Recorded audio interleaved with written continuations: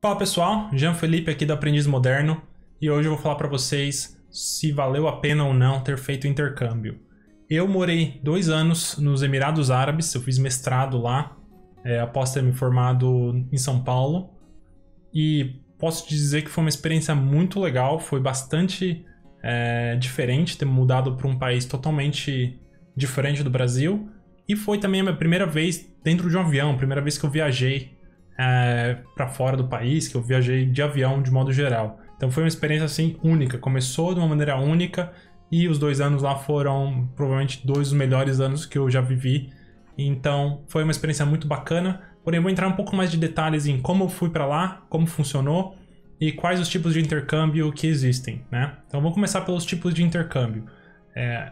Eu listei 3 tipos de intercâmbio, né? Temos o High School, que é aquele intercâmbio de ensino médio. High school em inglês significa ensino médio. Algumas pessoas vão e fazem o 3º ano do ensino médio, terceiro ano do ensino médio, ou seja lá como chama hoje em dia, lá no exterior. Então a pessoa vai lá, mora com uma família americana e vai para uma escola americana tradicional, por exemplo.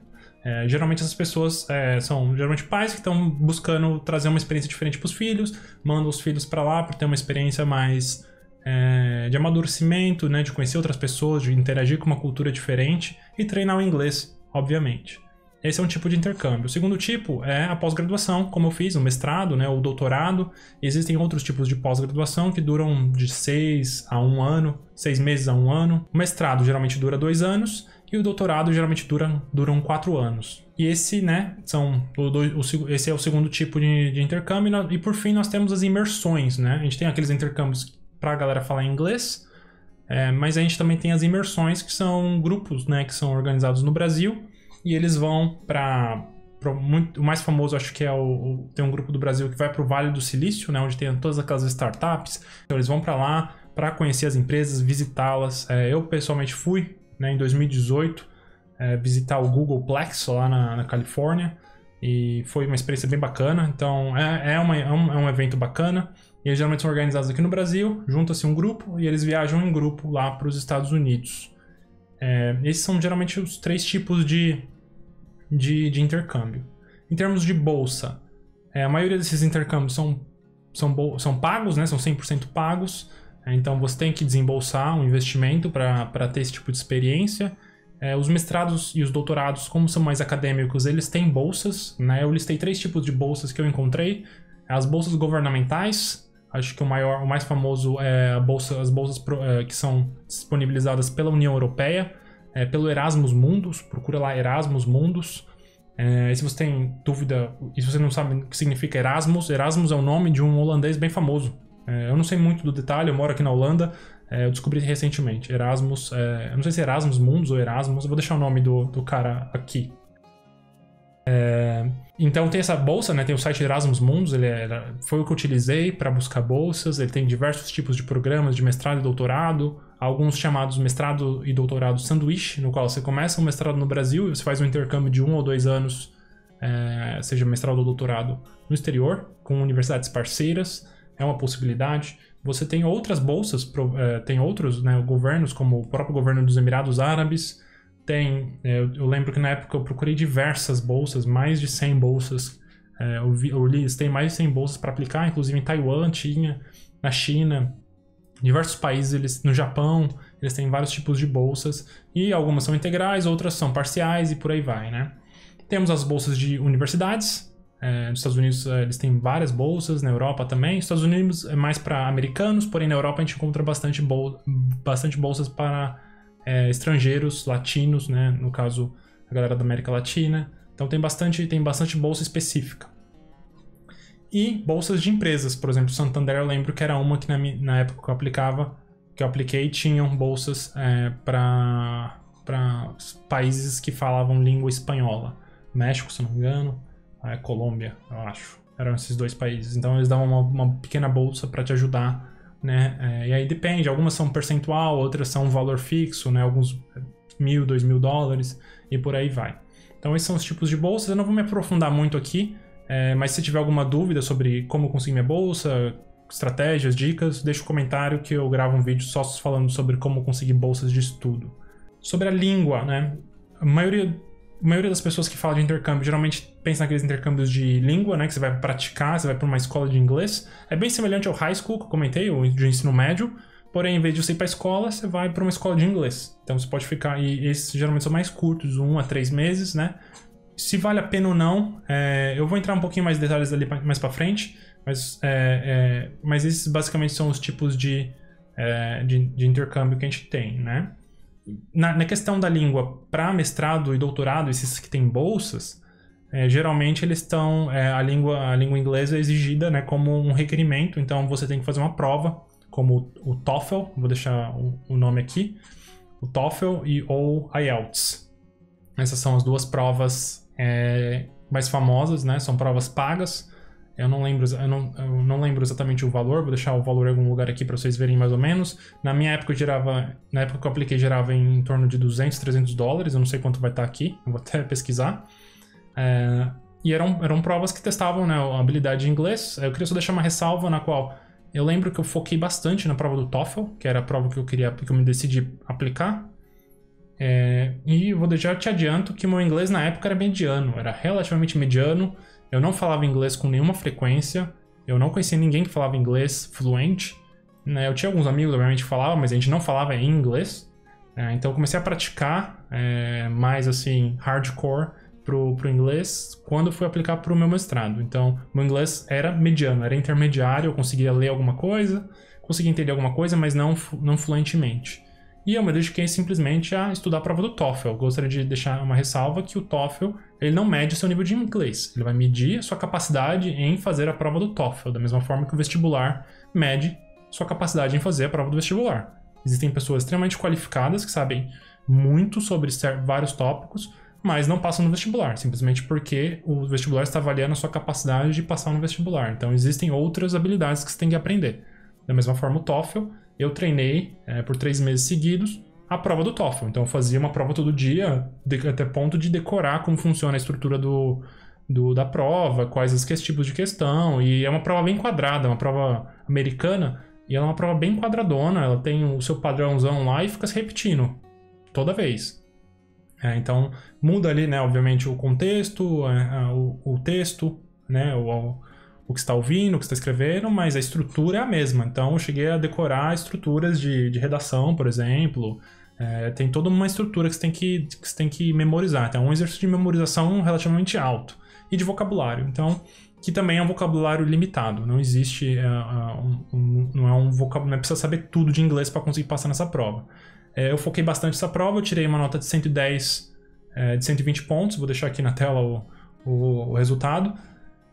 Simplesmente focando na prova. Meu inglês era realmente intermediário. Então é uma prova que exige dedicação, obviamente, mas não exige que você precisa ter um inglês perfeito. Longe disso. Você se dedicando para a prova, com certeza você consegue tirar uma nota excepcional. Então, vale a pena ou não vale a pena fazer um intercâmbio? Eu dividi em 2 pontos. São acho que 2 benefícios que você tem que estar de olho. O primeiro é o benefício pessoal e o segundo o profissional, né? Então, no ponto pessoal é a experiência, né? Muitas pessoas elas querem fazer intercâmbio porque elas querem ter uma experiência de morar fora, de conhecer uma nova cultura, de estar lá, né? De viver num outro país, né? E ter história para contar. E é um valor que cada um tem o seu, né? Não dá para generalizar. Então, quem tem esse sonho não tem muito o que discutir, né? O único comentário que eu faria balancear, né, um intercâmbio por agências versus simplesmente viajar, né? Geralmente os intercâmbios de agência eles são um pouco mais caros, porque você tem que pagar para agência, né? E você tem os custos lá, enquanto uma viagem que você planeja, uma viagem sozinho, você vai ter menos gastos de modo geral, permitindo que você tenha uma experiência maior, mais longa, né? Você conseguir ficar mais tempo no país, né? E, de modo geral, as agências, né, o benefício de você ir para uma agência é você ter o networking da agência, né? Então, a agência, geralmente, ela conhece famílias lá no exterior, conhece empresas, né? Como eu falei das imersões. Então, você tem um networking ali, você conhece uma agência que conhece um grupo de pessoas que vai te permitir uma experiência mais específica. Porém, se você não tá procurando esse tipo de experiência, você só quer morar num outro país... eu recomendo fortemente considerar uma viagem solo, na qual você entra no avião e manda bala lá para a Europa, para os Estados Unidos, para onde o dinheiro der, por quanto tempo o dinheiro der, aluga um Airbnb por um mês, por exemplo, ou fica num hostel, e você naturalmente vai conhecer pessoas, você pode praticar atividades lá, né? Se você gosta de academia, você pode fazer academia nesse país, fazer um tipo de aula, fazer um tipo de curso de mergulho, algo do tipo. E aprender, né? Aprender com a cultura deles, conhecer pessoas. E eu te garanto, eu já fiz várias viagens solo para a Europa e para outros países, e posso te garantir que é uma experiência única, você vai conhecer gente pra caramba, você vai realmente curtir, né? E por outro lado, as agências, elas também têm a questão de que geralmente você vai com muitos brasileiros.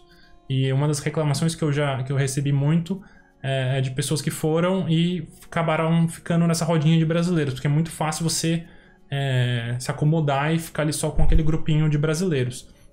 E isso é um problema, porque aí você acaba não tendo essa experiência internacional no final do dia, né? Então, eu recomendo realmente olhar no mochilão, fazer uma viagem solo, que com certeza vai ter uma boa experiência se você procurar uma atividade para fazer quando você for para lá e passar um tempo maior do que só fazer um turismo, né? Ficar 1, 2, 3 dias numa cidade não vai realmente te agregar muito em termos de experiência de conhecer os locais e tudo mais. Recomendo você ficar 2, 3 semanas e realmente morar ali, né? Morar numa região por um tempo é bem diferente de só passar. Então, recomendo ter esse tipo de consciência. O segundo ponto é a questão financeira. Muitas pessoas elas fazem o intercâmbio para mudança de carreira, por exemplo, né? As pessoas vão para o mestrado com a ideia de tirar 2 anos ali para adquirir novas habilidades que vão permitir essa pessoa tomar um outro rumo da carreira. Isso é bem comum, né? Principalmente na minha turma de mestrado tinha bastante gente assim, e eu sou um exemplo também. Eu me formei em engenharia e durante o mestrado me foquei na área de ciência de dados, que é o que eu trabalho hoje, que é uma área correlata, porém uma área diferente, né? Mais na área de tecnologia. Então, existe muito essa possibilidade. Então, se você pretende fazer isso, né? A única coisa que eu sugiro é levar em conta a questão do custo de oportunidade, né? O fato de você passar 2 anos fora, você tem que levar em conta que seriam 2 anos que você estaria avançando na sua carreira. Então, essa coisa, uma conta que você tem que levar, uma coisa que você tem que levar em conta, né? A questão do diploma já às vezes não é tão relevante. Então, às vezes, você fazer um curso menor e mudar de área, né? Às vezes pegando um cargo mais júnior, né? Dar um passo para trás na carreira para dar 2 para frente, às vezes é uma boa oportunidade. Aí obviamente o salário vai baixar, mas essa diferença é o custo de oportunidade de você estar migrando, né? Que às vezes é menor do que você ir para um mestrado, por exemplo, e pagar, né? Boa parte dele em uma moeda estrangeira. E isso vai acabar tendo um custo maior. Então, às vezes, você ganha mais fazendo uma viagem, como eu falei, um mochilão, e ao mesmo tempo entrando num cargo mais júnior na área que você tem desejo e acompanhando, né, e crescendo ali, porque às vezes o networking, né, a rede de contatos que você vai fazer, ou a mão na massa, né, o trabalho mão na massa ali vai te dar uma bagagem maior do que você conseguiria no mestrado, por exemplo, que é às vezes muito mais acadêmico. Então esse eu acho que é o ponto que tem que ser levado em conta. Muitas pessoas vão para MBA por causa da rede de contatos, né? Então acho que o segundo ponto que a gente tem que levar na questão financeira é a rede de contatos. Isso aí não tem o que falar. Você ir para um intercâmbio, uma pós, algo do tipo, pela rede de contatos, né? O MBA acho que é o melhor exemplo. As pessoas vão porque fazer um MBA numa faculdade de ponta significa você encontrar pessoas extremamente ambiciosas na carreira, pessoas que vão ser diretores e gerentes sêniores de grandes empresas no futuro, né? E isso é uma rede de contatos extremamente valiosa e, como nós sabemos, eu já falei várias vezes no meu blog, rede de contatos é muito importante, é muito valioso e hoje em dia isso conta demais. Então fazer um mestrado com esse intuito realmente uma vantagem muito boa. No meu mestrado eu conheci gente de tudo quanto é canto, fiz uma rede de contatos com alunos e professores, né? Referências professores que são referências nos seus tópicos, então conhecer essas pessoas pessoalmente realmente vai abrir muitas portas e hoje eu moro na Holanda em parte por causa disso também, em parte por causa da minha experiência, então posso garantir que essa rede de contatos realmente vai contar bastante, então é algo para se ter em mente, né? E aí acho que o mais importante é a questão da faculdade, né? Uma faculdade de ponta realmente vai fazer diferença, né? Se for uma faculdade que tem um network mais fraco, aí talvez não faça tanto. Recomendo olhar sempre a lista de professores, né, a lista de ex-alunos, ver, né, no LinkedIn quem são os ex-alunos daquela universidade, onde eles estão trabalhando, né? Acho que isso é importante, fazer essa avaliação da rede de contatos antes de aplicar para um tipo de intercâmbio como esse. Em termos de faculdade de ponta dos Estados Unidos, tem vários exemplos, né? O próprio Gabriel Braga, da Quinto Andar, né? É um cara que fez MBA em Stanford, por exemplo, voltou para o Brasil e fundou a Quinto Andar, que eu acho que, quem é do Brasil aí, quem é de São Paulo, conhece, né? Empresa de aluguel, né? Um dos unicórnios aí do Brasil. O unicórnio é uma empresa que tem valuation aí, o valor de mercado acima de $1 bilhão. Então, fundou uma empresa gigantesca, né? Trabalhou lá no Airbnb. Então, são situações na qual realmente acontece. Várias pessoas vão para MBAs, voltam para, né, com networking, né? Conhecendo investidores, conhecendo pessoas que vão te ajudar a fundar a sua própria empresa. Isso é importantíssimo também. E o terceiro ponto, eu acho que é a qualificação profissional. Muitas pessoas vão para uma pós-graduação para conseguir uma bagagem, né? Que vai permitir elas conseguirem um emprego melhor.